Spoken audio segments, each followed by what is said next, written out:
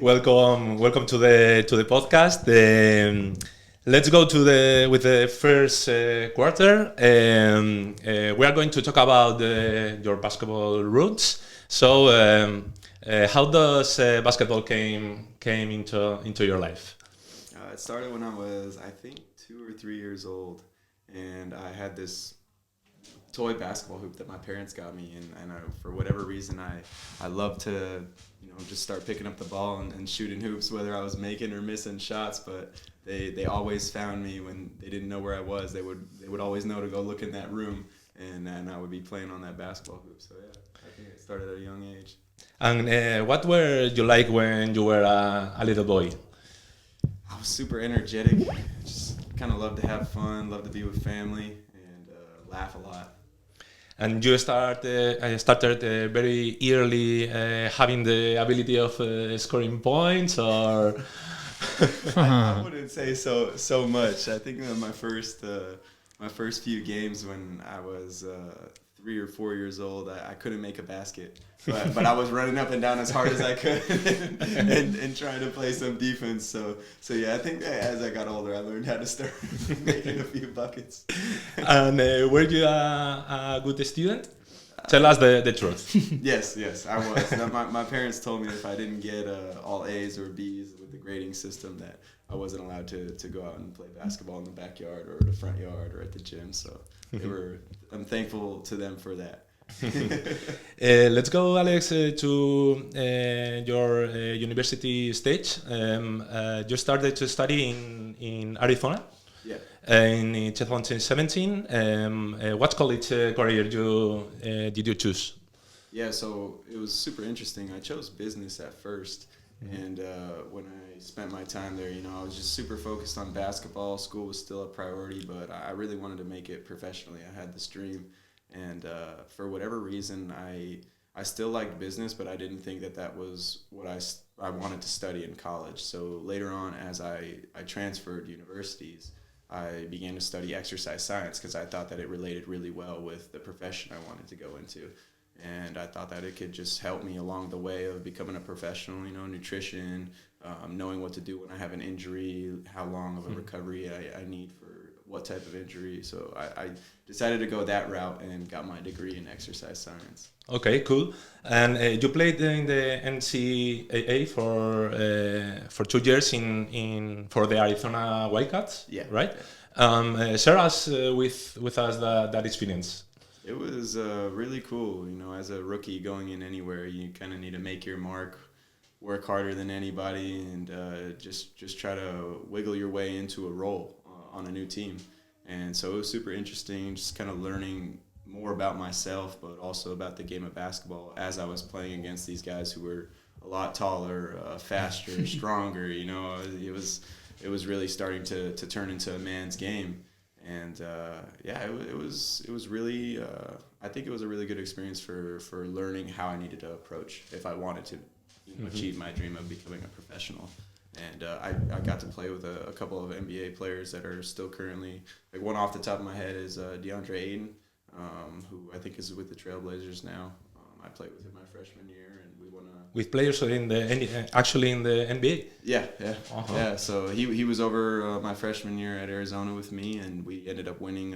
We have different conferences, and we won a conference title together. Which players? So it was DeAndre Ayton. Alonzo Trier was on my team. I'm not sure if he's still in the league. Larry Markkinen was there before me, but he's I believe still in the league. And a couple other guys, but yeah, those are probably the biggest names. That's pretty cool. Yeah. And in 2019, you changed of university to go to Brigham. We have studied your career and played for the Cougars. What is a big change in your life? I think, like I said, I kind of learned how to approach myself, and sometimes opportunities don't work out, and that's just the case of Arizona. But when I moved to BYU, the coach was super just in depth on what he thought my game style could be out on the court and how it could translate to, you know, kind of following my dreams. And it was a really good transition for me because I was able to play more freely, I thought, which I think that basketball is a game of rhythm, and you're going to make mistakes. You know, it's not going to be perfect. So having that confidence out there on the court that, you know, there's going to be mistakes, but as long as you're approaching the game the right way, you know, which is sharing the ball, you know, you're going to be rewarded if you're being unselfish out there. I think that I was super thankful for that, and that's why I excelled at that university. And at that time, did you realize that you could have a professional career? I lost belief a little bit at Arizona, but then when I made the move, I knew it wasn't going to be taken from me. I just had this mindset, and I was starting my when I transferred over, I was a junior in my third year, but I wasn't one of our, you know, I was maybe our fourth or fifth option on the team. And it was just super interesting trying to find that role and then really excel in that role. And I think like what I just mentioned about really letting the game reward yourself if you're playing the right way, that happened, and we meshed well together as a team. And it was a really good experience for me. But then the next year after that, when I adapted a bigger role, that was when I was really aiming for that dream on a bigger level, and knew that, okay, it's a possibility now because I had people coming in and you know, agents talking to me and saying, okay, that this is real. Now how high you get, that's just how it'll play out. So can you highlight the best moment until finishing your university stage? What's the best moment in university? Man, so many great moments, but I would probably have to say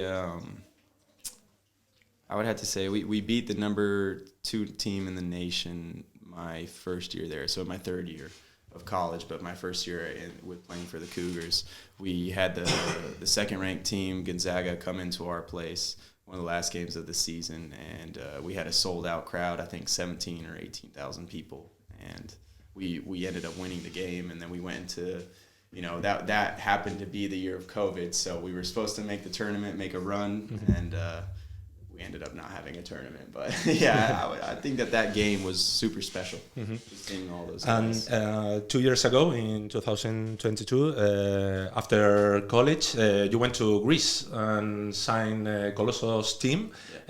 How was that your first experience abroad? Oh, it was amazing. It was amazing. My wife and I loved it. An island in Greece, you know, Rhodos is super beautiful. Not very big. You could drive the whole island probably in an hour, but it was a really good experience for me. The coach was great over there and super detailed. The competition level was super high. In the Super Cup before the season started, we played Panathinaikos and Prometheus, and that was really cool as a rookie getting to play against a EuroLeague team, whether it was preseason or not. You know, the level of skill that these guys have and the IQ out there. It was almost, I related it to my first year in college. You know, okay, this is the level I want to be at someday. This is what I'm going to have to work towards, and you know, kind of set a routine for myself to. It was a very high level. Yeah, super high level, super high level. But I mean, as a rookie, I think I held my own. You know, still trying to learn the ropes of professional basketball, but going in and, you know, playing a couple minutes. Last minute.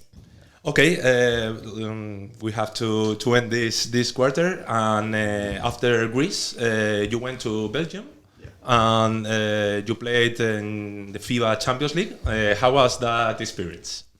It was really good. I mean, like I said, you know, not EuroLeague level, but it's a high level of competition, and it just every experience I've had along my career, I think I've taken a bit and piece of that and tried to add that to what I want to achieve as my career goes on. You know, the peak of my career, I'm trying to add all these little bits and pieces I'm learning along the way.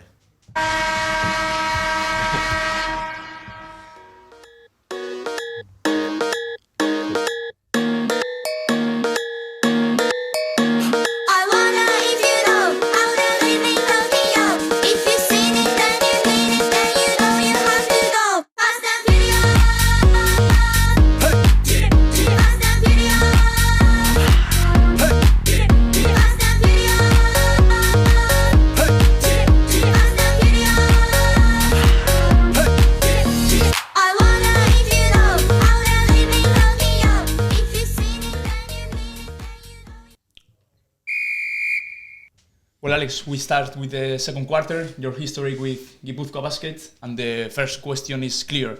When is the first time you hear about Gipuzkoa Basket? My agent told me that coach wanted to talk to me, and when he called me, it was after that conversation. You know, he's such a great guy. I could go on and on about who he is and what he stands for. I'd run through a wall for that guy, but after he had spoken to me, he sent me all these things about the city and about how my family and my newborn baby would love it, and just the atmosphere of what he wants to create around our team, and it was super cool after that. And then my wife, she did all the research, and she was seeing all these different places and the Basque culture, and we dove into that and have loved being here. I'm sure you had other options in other teams. Why did you choose Gipuzkoa Basket? It was from the conversation I had with Coach and what his outlook for the season was. I think that we've had goals of the club that we've set and we've achieved those, but I think that our goals are also a lot higher for the club and what we want for the future of this club. And maybe he's a young coach and I'm not a rookie, but a rookie in a sense in this league. And just having a group of people that want to strive for something greater than an individual, I think can be super special.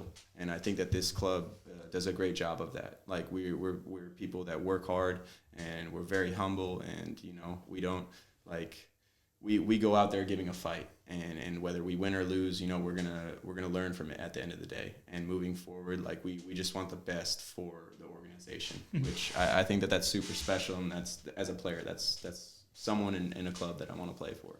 When you came to Gipuzkoa to the first season, what were your first impressions of the club, of the coach? The city, beautiful. The coach was super relatable to his guys, which is really important when building chemistry in a team. And as in this profession, teams change so frequently, and players change. That's really important to have that chemistry strong throughout the whole season.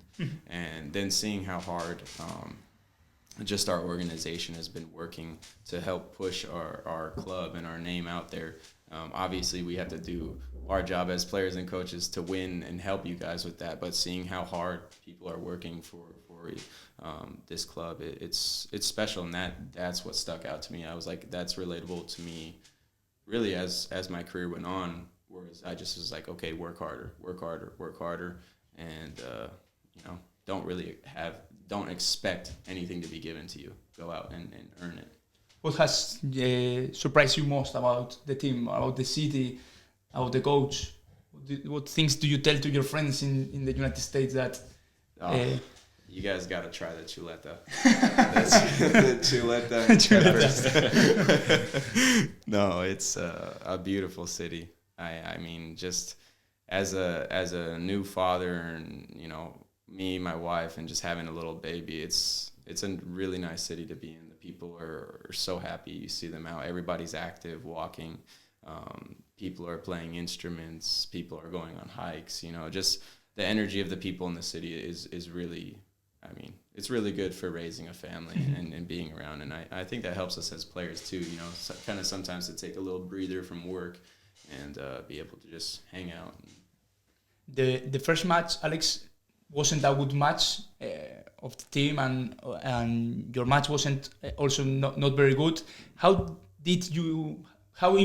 What was the influence of that match on the team and on you personally?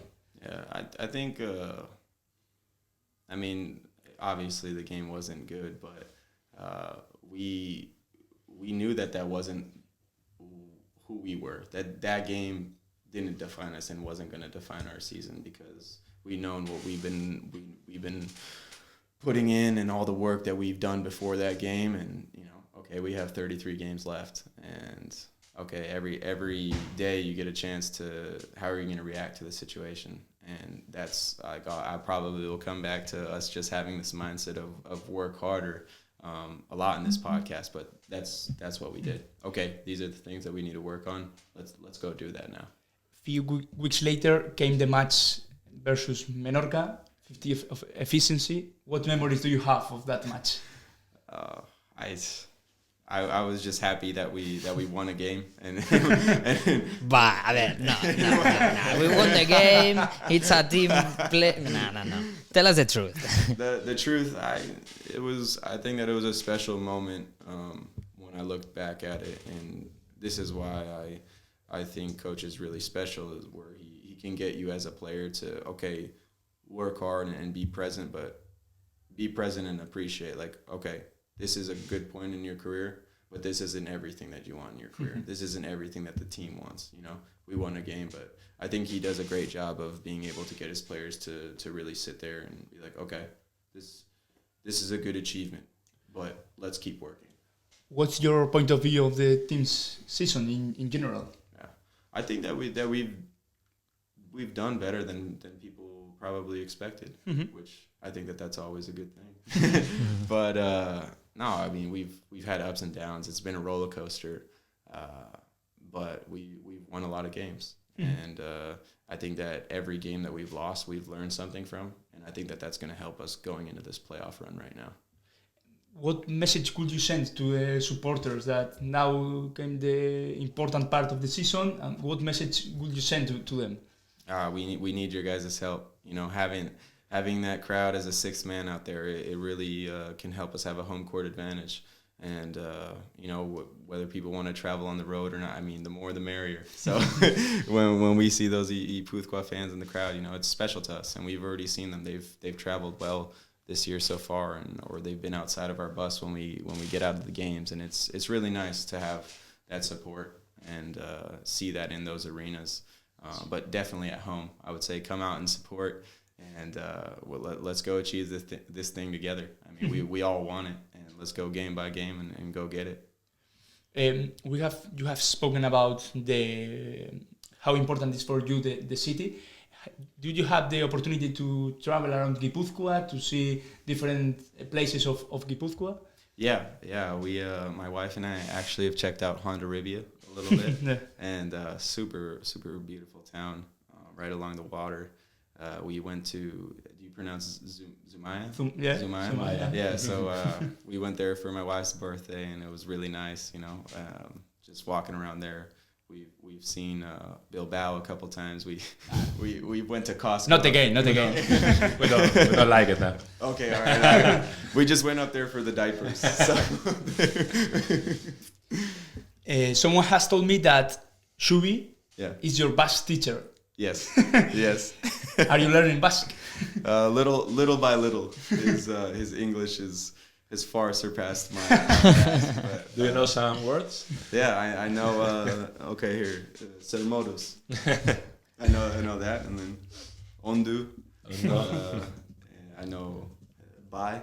Bye. Is that like yes? Yeah. Bye. Cool. What are the objectives in this final season at the end of the season? Leave everything out there. Fight. Have the passion, the interest, the love of the game. But not a lot of times you get this opportunity for yourself as a player, as a team, or for the club, to achieve this goal. And if we can really make this run and achieve it and get us to that higher level, it's going to be special. So. Mm-hmm. We worked all season for this. This has been through the losses and wins why we've been fighting all year. Mm-hmm. Last minute. Okay. What things do you have that you have in this team, not only in the team but also in the city, in the atmosphere, that you didn't have, for example, in Greece or in your last experiences? That's a good question.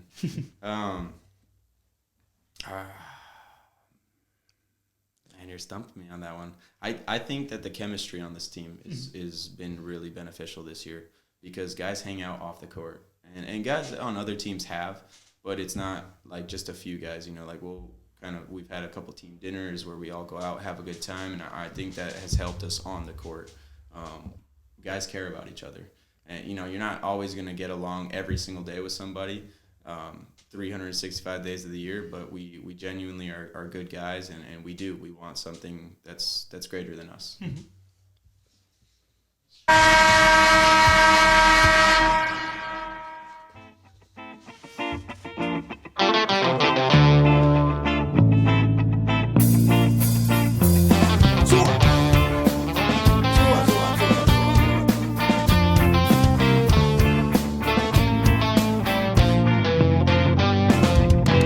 Baina gititut orain zuei esateko kantua motgeratzen zaibarren guztia usteko zuena hortik irteten den gezur bakoitzeko gogoarea gotze zaizuen lepoa mozteko Batxetea batetik erraustegia besteko hemen Gipuzkoa zuti zuen kontra egiteko Gaoa izten digute inork ez kantatzeko baina zerekin dute gure ideiak entzeko Zaurrak ekartzen dituzte guri zaunka egiteko zaunka txiki hoiekin gu pixka bat beldurtzeko orain din falta zaie esaldi hau ikasteko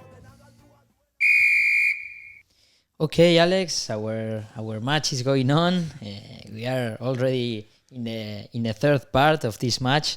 In this one, we are going to talk about actuality and about your thoughts and about different things a little more relaxed. I mean, and we want to know, I mean, you are an American here in the Basque Country. We want to know how is a usual day in your life, in your day-to-day, knowing that you are a pro player, but you are also a dad. I mean, you are father. How is your day-to-day life?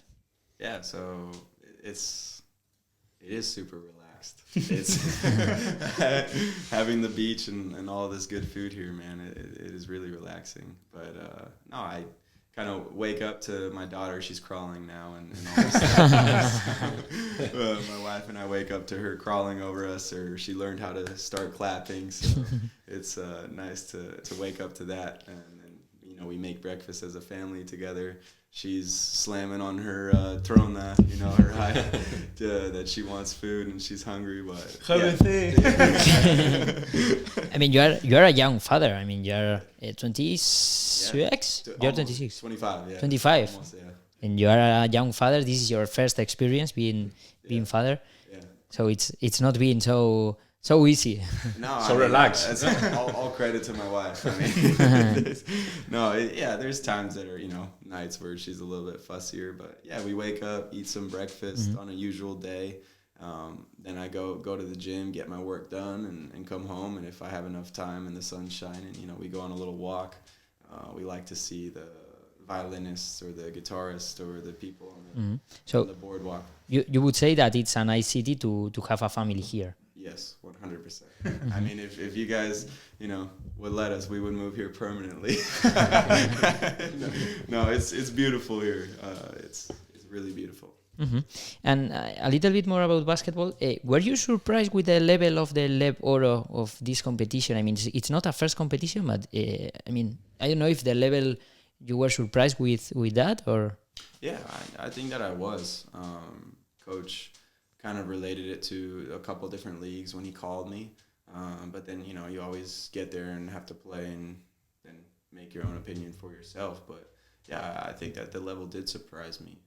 And I think it's because the level here it's high level basketball, and I think that the first division, it's the best league in Europe, from what I've heard or seen. And I think that because teams fluctuate pretty frequently between those leagues, that is what helps the level in our league.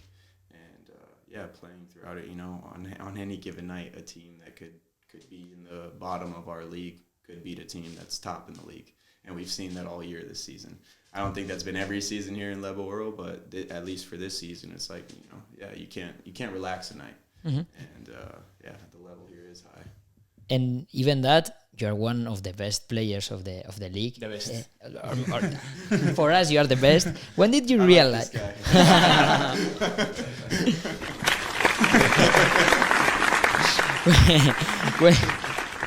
When did you realize that you were going to be such an important player for this league?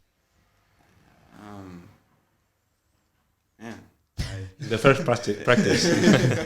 No, maybe when I had that mark against Menorca at home, when I was like, okay, or maybe even before that, the game after, how I responded to the game that wasn't very great at the start. But I think, probably around that time frame. But then I just kept telling myself, okay, I can't relax, because as the season goes on in every league, it always gets higher and higher level of play, higher level of IQ, higher level of scouting. And so, I just try to keep telling myself that. Mm-hmm. I want to make you a question. I mean, when the training, when you stop, I mean, when it's time to go to lunch, how much time do you stay there in the court throw into the basket. How many throws do you do? I mean, when everybody goes, you stay there. I mean, 30 minutes throwing you yourself only with. I mean, yeah, maybe. Yeah, maybe 100 per day. No, that's too much. More. But No, I think at the beginning of the season I do more, but then I always go based off of how my body feels. But yeah, I would go like anywhere from like 200 around in the beginning of the season, but then now it's anywhere up to 100, 150, depending on different finishes and if I'm making them or not. 'Cause I don't. you count them or yeah. It's a shooter, so I have to make them for them to count. So sometimes I'm there a little bit longer.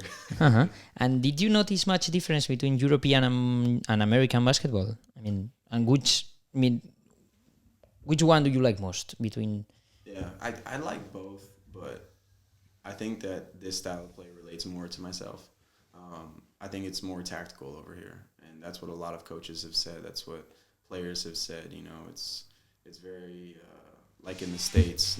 Guys are crazy athletic and super talented and more playing individual basketball, whereas here it's very team oriented and you're trying to find an advantage.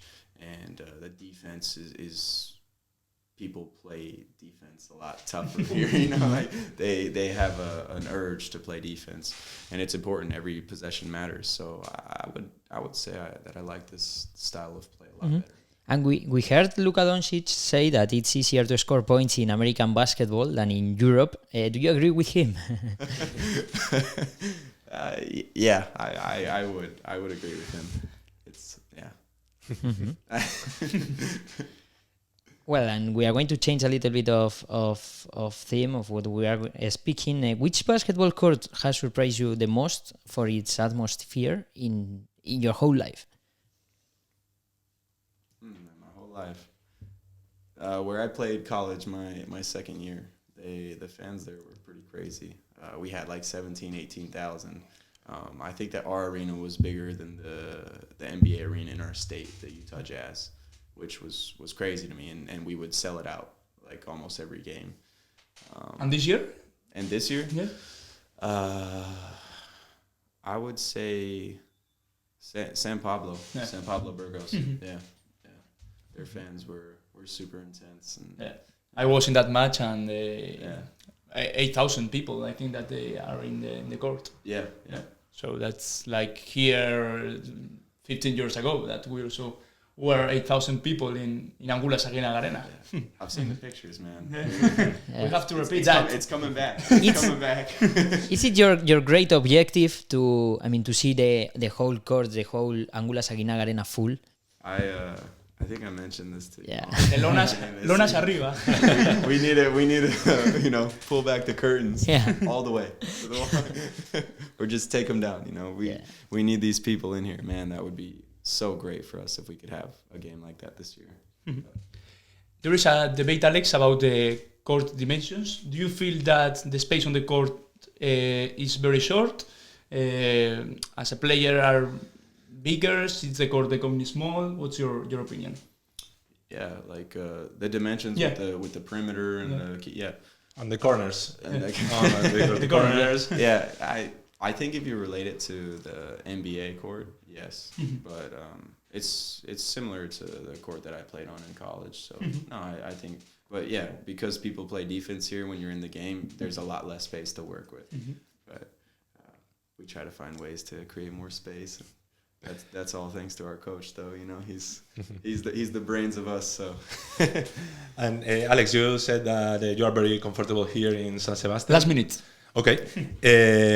We have here that you like the way people dress here. Yes. Are you a fashion fan or? Yeah. So I've never had great fashion. That's all. My wife gets me the clothes and everything. But then I see everybody walking into the gym, and I'm like, oh, I like that coat, or I need those shoes, or I'll just go into the city and I see them in the shop. So I need to spend a little bit of money here. We are going to talk with the president.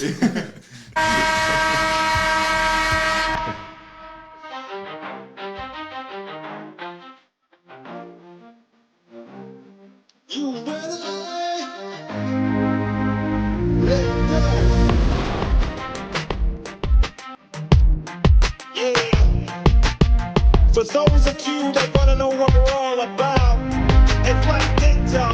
This is 10% luck, 20% skill, 15% concentrated power of will, 12% pleasure, 50% pain, 100% reason to remember the name Mike. He doesn't need his name open light, he just wants to be heard, whether it's the beat or the mic. He feels so unlike everybody else alone, in spite of the fact some people still think that they know him, but fuck him, he knows the code. It's not about a salary, it's all about reality and making some noise, making a story, making sure his click stays up. That means when he puts it down, stop picking it up. Well, the match is finishing. We are going to do the last part of this match. Clutch time. Yeah, we are going to finish with a really fast question. You have to shoot. I mean, you have to say whatever you think, like the Phoenix. How do we say, Ignacio, when we put the cowboy, the cowboy of Phoenix? You have to shoot and you have to say the first thing that comes to your mind. Okay. Very quickly. Okay. Good ball. Now, yeah. Okay. Father or mother with Alex Barcello. Coffee or tea? Coffee. Beach or mountain? Beach. Book or movie? Movie. Morning or night? Morning. About beaches, Ondarreta, Zurriola or La Concha? La Concha. Burger or pizza? Burger. 3-point or dunk? 3-point. Assist or rebound? Assist. And a buzzer beater or a win by 30 points? Buzzer beater. Okay, Alex, okay. Good one. We continue with questions. Another sport apart from basketball? Am I firing off on these two or no? Football. American football. Oh, American football, eh? Yeah. Okay. Series you are watching? Suits. Favorite music or podcast? Music. I would say hip hop. And podcast. Gipuzkoa y Basket. Apart from basketball, what do you like to do in your free time? Hang out on the beach. Partner you get on best with the team? Sandy. Define Mikel Odriozola in one word. Scientist. Oh. Best teammate you have played with? Motos.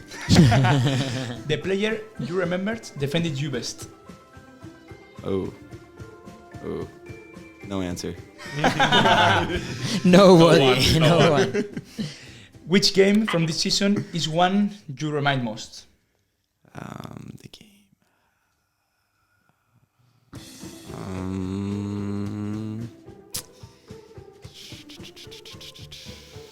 Maybe it's coming yet. Yeah. I like that answer. You'll have to see. Basque country, Belgium or Greece? Best country. In previous interviews, Ander spoke us about panchineta. Have you tried our local products? Panchineta, sidreria, you mentioned the chuleta. Yes, the chuleta. So good. And the peppers. And tortillas? Tortillas. Oh, la tortilla de Zabaleta. Oh. Shout out. And now, Alex, we want to know a bit more of the Alex player and try to discover some career highs in your life. So, top points in a game in your life. 51 in high school. Wow, one more than here. Yeah. No. No. Okay. It was efficiency. points. Okay. Efficiency. Sorry. Top assist in a game. 10 at BYU. Top 3-pointers in a game. 9 at BYU. Best player you have ever faced? Probably DeAndre Ayton in practice. And best player you have discovered this year in LEB ORO?